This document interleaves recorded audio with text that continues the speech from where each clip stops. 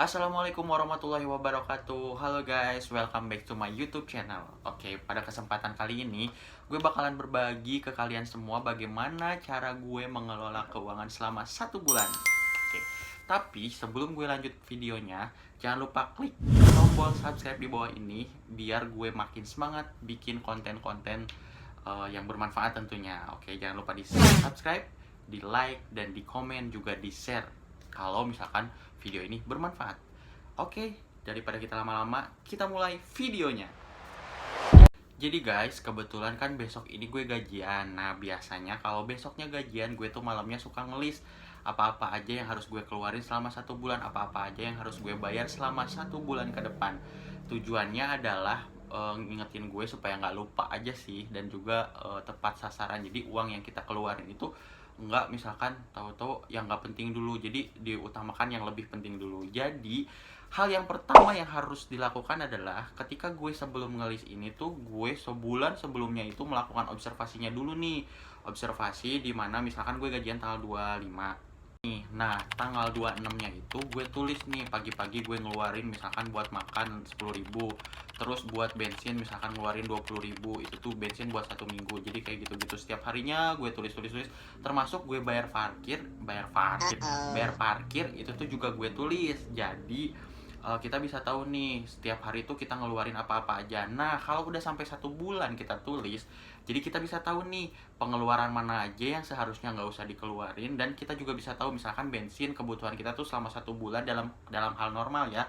Beda lagi kalau misalkan ada yang nggak normalnya itu. Nah, misalkan kita juga makan selama 1 bulan itu misalkan 300.000. Jadi kita bisa tahu, tujuannya sih itu buat kita bisa tahu aja selama 1 bulan tuh kebutuhan kita tuh apa aja, dan menghabiskan biaya apa aja dan berapa. Begitu tujuannya. Nah, setelah observasi selama 1 bulan itu selesai, lanjut ke tahap kedua, yaitu mengaplikasikannya. Misal gaji kita itu misalkan 5 juta nih, 5 juta. Terus gue itu kan misalkan punya cicilan mobil, punya cicilan motor, harus bayar kosan, harus bayar makan. Nah, yang pertama gue keluarin dulu adalah yang wajib-wajib. Gue juga ngelis nih apa-apa aja kewajiban gue yang paling utama. Yang gue keluarin yang paling utama adalah yang menurut gue kebutuhan pokok, kayak misalkan bayar mobil dulu nih, bayar mobil, bayar kosan, ngasih uang ortu. Itu tuh kan udah ada list-listnya nih. Yang wajib-wajib itu gue keluarin dulu, baru setelah itu misalkan dari 5 juta nih tinggal sisa 3 juta misalkan, habis dipotong. Ini misalkan ya, misalkan gaji kita 5 juta, sisa 3 juta nih udah dipotong sama uang uang apa? Uang bayar kosan, uang bayar mobil.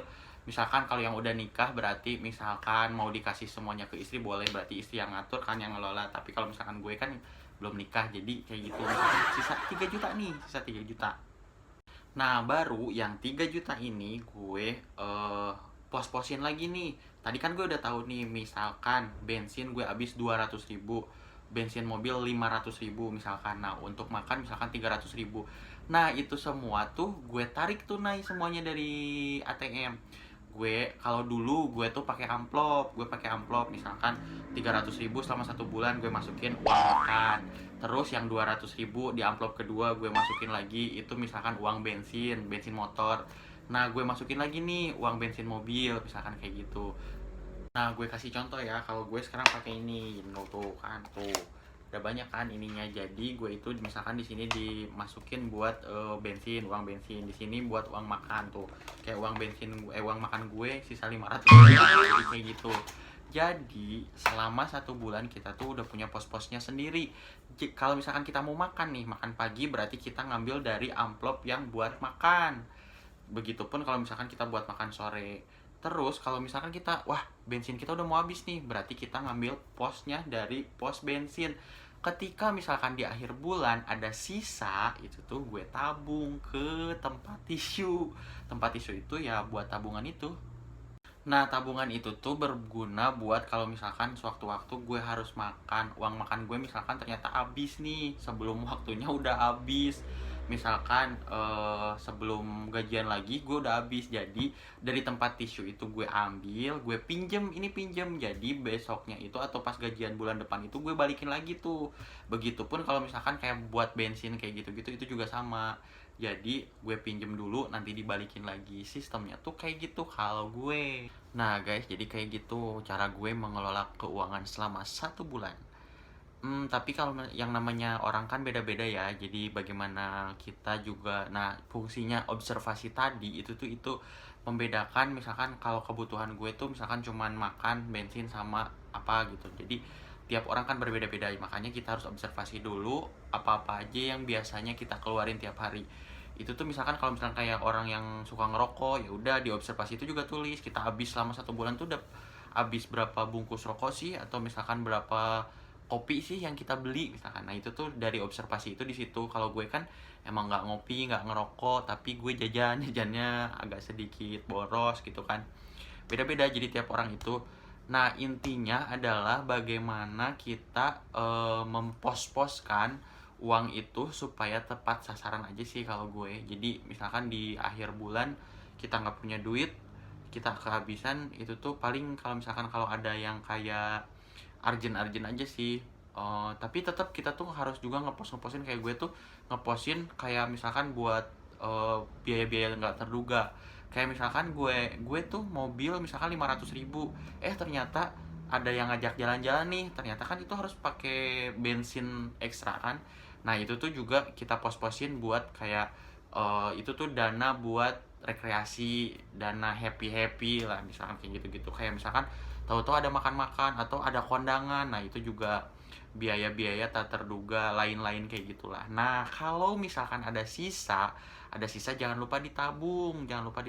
Kalau misalkan minus, ya usahain kita buka tabungan kita dulu, baru kalau misalkan nggak ada kita pinjem ke orang terdekat, kayak misalkan ke orang tua dulu. Kalau misalkan malu misalkan ke orang tua, ya udah ke temen, nggak apa-apa lah ya, nggak apa-apa.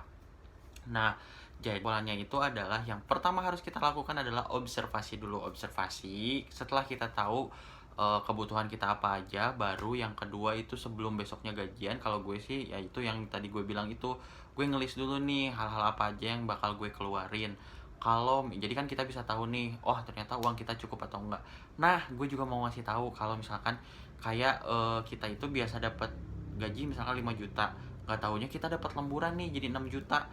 Nah, kayak temen gue, kalau temen gue tuh sistemnya jadi gini, dia itu ngelis apa-apa aja kebutuhan dia bulanan, termasuk misalkan dia kan udah punya istri nih, dia udah punya istri, dia ngasih ke istrinya misalkan dia dapat gaji 6 juta, dia dapat gaji 6 juta, yang 4 juta misalkan dikasihin ke istrinya, dia kan punya 2 juta nih. Nah itu tuh jadi yang 2 juta itu dia pergunain buat kebutuhan-kebutuhan lain.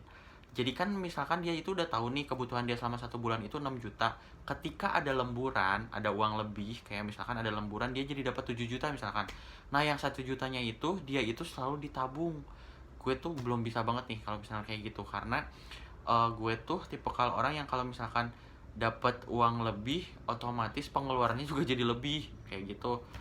Nah itu tadi guys, itu adalah salah satu cara yang gue pakai buat mengelola keuangan pribadi gue selama 1 bulan. Jadi kalau misalkan ada yang bisa ditambahkan, bisa ditulis di kolom komentar di bawah. Jangan lupa dicek juga description box di bawah. Gue juga sedikit menjelaskan hal-hal yang terlewat di video kita pada kali ini. Dan gue juga ingetin buat kalian semua yang belum subscribe, silahkan di subscribe sebanyak-banyaknya. Jangan lupa kasih tahu teman, kakek, nenek, semuanya, istri-istrinya, suami-suaminya, di subscribe biar gue makin semangat yang namanya bikin konten-konten yang mudah-mudahan bermanfaat. Akhir kata, gue ucapin terima kasih banyak yang udah nonton, yang udah subscribe juga terima kasih banyak. Semoga rezekinya makin lancar. Yang belum subscribe jangan lupa subscribe. Oke, demikian. Wassalamualaikum warahmatullahi wabarakatuh. See you next video.